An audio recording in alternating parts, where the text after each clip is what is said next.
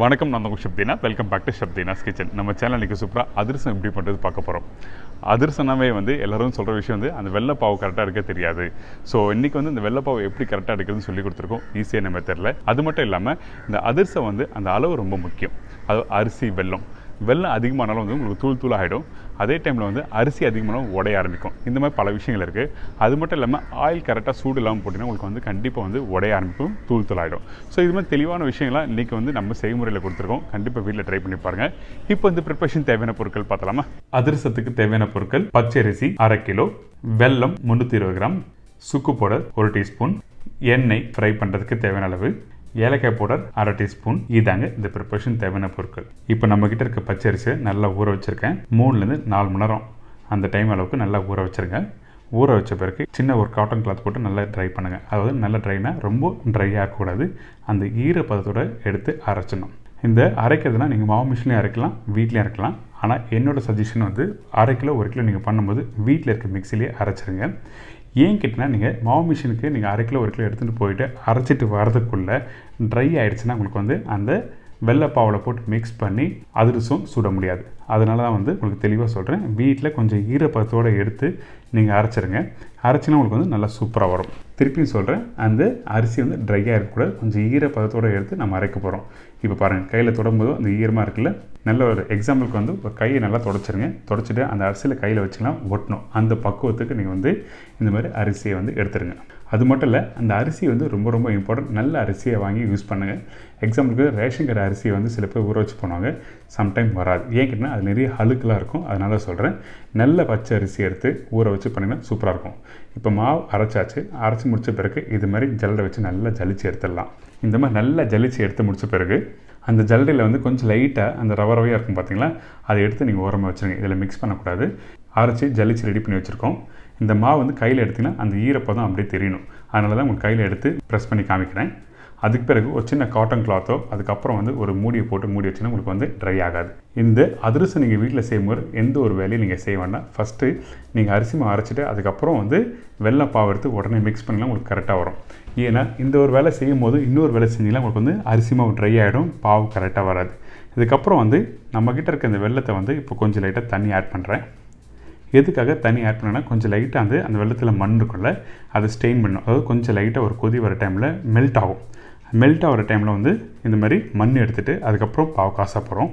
இப்போ இது மாதிரி நல்லா ஸ்டெயின் பண்ணிவிட்டு அதுக்கப்புறம் திருப்பி அதே பேனில் நம்ம போட போகிறோம். இந்த பாவு காசும்போது வெல்லம் நான் 320 கிராம் சொல்லியிருக்கேன்ல, ஆக்சுவலாக 300 கிராம் போதும். இருந்தாலும் ஒரு 20 கிராம் எக்ஸ்ட்ரா வச்சுருக்கோம். இன்கேஸ் நீங்கள் வெல்லம் கொஞ்சம் பத்தலன்னு சொன்னீங்கன்னா நல்லாயிருக்காது. அதனால 300லேருந்து 320 கிராம் நீங்கள் யூஸ் பண்ணலாம். அதுக்கப்புறம் இந்த தண்ணியோட அளவு ரொம்ப முக்கியம். நீங்கள் அந்த 300 கிராமுக்கு அந்த வெல்லத்துக்கு நீங்கள் ஜஸ்ட் லைட்டாக உங்கள் வீட்டில் இருக்க டம்ளரில் ஒரு 1/4 கொஞ்சம் கம்மியாகவே ஆட் பண்ணுங்கள். அதுக்கு பிறகு ஏலக்காய் பவுடர், கொஞ்சம் சுக்கு பவுடர் ஒரு 2மே ஆட் பண்ணியிருக்கோம். இந்த சுக்கும் ஏலக்கும் நல்லா ஃப்ளேவர் கொடுக்கும். அதனால் ஆட் பண்ணுறோம். அது மட்டும் இல்லாமல் வெல்லம் யூஸ் பண்ணுற இடத்துல சுக்கு பவுடரை யூஸ் பண்ணால் உடம்புக்கு நல்லது சொல்லுவாங்க. இப்போது இதான் ஃபஸ்ட் ஸ்டேஜ்.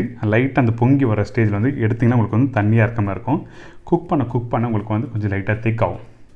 இப்போ பாருங்கள், லைட்டாக திக் ஆகல. இந்த டைமில் நம்ம என்ன பண்ணலாம்னா, ஒரு சின்ன பவுலில் தண்ணி ஆட் பண்ணுங்கள். தண்ணி எடுத்து நீங்கள் வெள்ளைப்பாவை நீங்கள் அதில் ஆட் பண்ணால் உங்களுக்கு கையில் எடுத்தால் ஒரு பால் மாதிரி வரணும். ஸோ இந்த மாதிரி ஸ்டேஜ் வர டைமில் இந்த வெள்ளைப்பாவை எடுத்திங்கன்னா உங்களுக்கு அப்படி கையில் எடுத்தால் பால் மாதிரி வரணும்.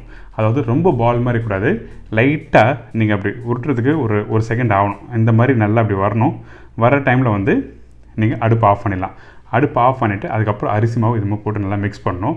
நீங்கள் தண்ணியில் போட்ட பிறகு கொஞ்சம் லைட்டாக அப்படி பால் விட்டுறதுக்கு ஒரு செகண்ட் டைம் எடுக்கும். அந்த மாதிரி ஸ்டேஜ் நீங்கள் அடுப்பு ஆஃப் பண்ணிவிட்டு அதுக்கப்புறம் அரிசி மாவு போட்டு நல்லா மிக்ஸ் பண்ணணும். இந்த மாதிரி அரிசி மாவு மிக்ஸ் பண்ணும்போது இன்னொருத்தர் யாரோ பக்கத்தில் இருந்தால் நல்லாயிருக்கும். ஏங்கிட்டனா அந்த வெள்ளை பாவில் போட்டு நீங்கள் அரிசி மாவு போட்டு 2 பேரும் மிக்ஸ் பண்ண தான் ஈஸியாக இருக்கும். இந்த டெக்ஸ்சருக்கு நீங்கள் வந்த பிறகு இங்கே பாருங்கள், இந்த மாதிரி டெக்ஸ்சர் வரணும்.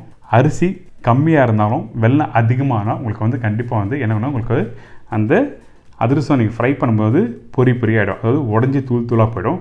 அதே டைமில் அரிசி அதிகமாக இருந்தாலும் உடைய ஆரம்பிக்கும். ஸோ இந்த மாதிரி விஷயம்லாம் இருக்குது. நீங்கள் வீட்டில் பண்ணுவோம் பக்குவமாக பண்ணுங்கள்.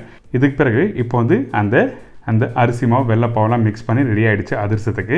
இப்போ கொஞ்சம் லைட்டாக ஆயில் அப்ளை பண்ணுறோம். எதுக்காக இந்த ஆயில் அப்ளை பண்ணிக்கிட்டீங்கன்னா, உங்களுக்கு ட்ரை ஆகாமல் இருக்கிறதுக்காக மட்டும்தான் ஆயில் அப்ளை பண்ணுறோம். இப்போ எக்ஸாம்பிளுக்கு வீட்டில் 4 மணிக்கு நீங்கள் பண்ணுறீங்கன்னா, அடுத்த நாள் காலையில் ஒரு 10 மணிக்கு 11 மணிக்கு எடுத்திங்கன்னா உங்களுக்கு அந்த அதிரசம் சூப்பராக வரும். கொஞ்சம் நல்லா செட் ஆகணும். அதுக்கு பிறகு தான் நம்ம ஃப்ரை பண்ணுவோம். சில பேர் வந்து ஆன் த ஸ்பாட்டில் ஃப்ரை பண்ணுவாங்க. அது நல்ல ஒரு எக்ஸ்பீரியன்ஸ் பர்சன் டெய்லியும் பண்ணுறவங்கன்னா அவங்களுக்கு ஈஸியாக வரும். இப்போ வந்து நம்ம அடுத்த நாள் எடுத்து இது மாதிரி டெக்ஸ்சர் வந்திருக்கு நம்மளுக்கு. அந்த ஆயில் பார்த்திங்கன்னா ட்ரை ஆகாமல் இருக்கும். அதே டைமில் ரொம்ப ஆயிலாக போட வேண்டாம். மேலோட்டமாக ஜஸ்ட் லைட்டாக அப்ளை பண்ணியிருக்கணும். இதுக்கப்புறம் கையில் எடுத்திங்கன்னா உங்களுக்கு சாஃப்ட்டாக இருக்கணும். அதே டைமில் லூஸாக இருக்கக்கூடாது, டைட்டாக இருக்கக்கூடாது. டைட்டாக இருந்தால் வந்து அதிரசம் ஃப்ரை பண்ணும்போது உடைய ஆரம்பிக்கும். லூஸாக இருந்தால் நீங்கள் இலையிலேருந்து எடுத்து ஃப்ரை பண்ண முடியாது. நான் இலை வச்சு நான் தட்டுறேன். வீட்டில் பால் கவர் இருந்தால் பால் கவர் நீங்கள் யூஸ் பண்ணலாம், ஒன்று தவறில்லை. இல்லை வேறு என்ன பிளாஸ்டிக் கவர் வச்சு தட்டி யூஸ் பண்ணலாம். இப்போ வந்து இந்த அதிரசம் தட்டுறது ரொம்ப ரொம்ப இம்பார்ட்டன்ட். கொஞ்சம் திக்காக இருக்கணும். சென்டர் பகுதி வந்து ரொம்ப திக்காக இருக்கணும். சைடில் கொஞ்சம் லைட்டாக திக்காக இருக்கக்கூடாது, கொஞ்சம் தின்னாக இருக்கணும். இது மாதிரி நல்லா தட்டிட்டு அதுக்கப்புறம் ஆயில் வந்து நீங்கள் சூடாக இருக்கணும். எண்ணெய் நீங்கள் போட்ட பிறகு ஸ்லோ ஃப்ளேம் பண்ணுறேங்க. ஸ்லோ ஃப்ளேமில் வச்சு நீங்கள் ஃப்ரை பண்ணினா உங்களுக்கு வந்து அந்த அதிரசம் போட்டோம் பார்த்தீங்களா, அது அப்படியே மேலே வரும். நீங்கள் கரண்டிலாம் விட்டு நான் மிக்ஸ் பண்ண வேண்டியதெல்லாம் இல்லை.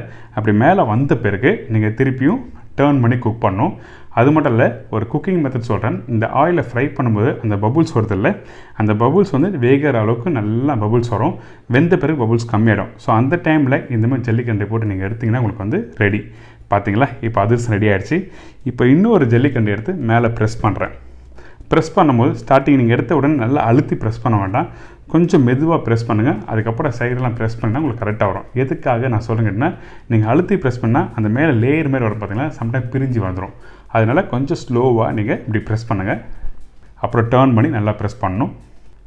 இந்த மாதிரி நல்லா ப்ரெஸ் பண்ணிவிட்டு எண்ணெய் நல்லா ஸ்ட்ரெயின் பண்ணிவிட்டு அதுக்கப்புறம் வந்து ஒரு சின்ன பவுல் நம்ம வீட்டில் அதாவது வெசல்ஸ் என்ன இருந்தால் எடுத்து அடுக்கலாம். இந்த மாதிரி நல்லா 1 by 1 அடுக்கணும். எதுக்காக அடுக்குன்னு சொல்கிறேன்னு கேட்டிங்கன்னா, உங்களுக்கு வந்து எண்ணெய் வந்து அப்போ தான் உங்களுக்கு கீழே வரும். வீட்டில் டிஷ்யூ பேப்பர் சின்ன அந்த பவுலில் போட்டு அதுக்கப்புறம் வந்து நீங்கள் இந்த மாதிரி 1 by 1 அடுக்குனீங்கன்னா உங்களுக்கு எண்ணெய் வந்துடும். இந்த அதிரசம் வந்து ஒரு 4 நாள் 5 நாள் கழித்து சாப்பிடும்போது எண்ணெய் இருந்ததுன்னா உங்களுக்கு வந்து அந்த எண்ணெய் சிக்கு வாசனை வரும். அப்போ சாப்பிட முடியாது. இன்றைக்கி இந்த அதிரசம் எப்படி பண்ணுறது உங்களுக்கு சூப்பரான ஸ்டைல் சொல்லி கொடுத்துருங்க. கண்டிப்பாக வீட்டில் ட்ரை பண்ணி பாருங்கள். எனக்கு இப்போ அந்த அதிரசம் எப்படி பண்ணுறது எல்லாருக்கும் ஈஸியாக தெரிஞ்சிருக்கும். கண்டிப்பாக வீட்டில் ட்ரை பண்ணி பாருங்கள். மறக்காமல் ஃபீட்பேக் கொடுங்க. இதே மாதிரி நாளைக்கு இன்னும் சூப்பரான டிஷ்ஷை சந்திக்கிறேன். நன்றி.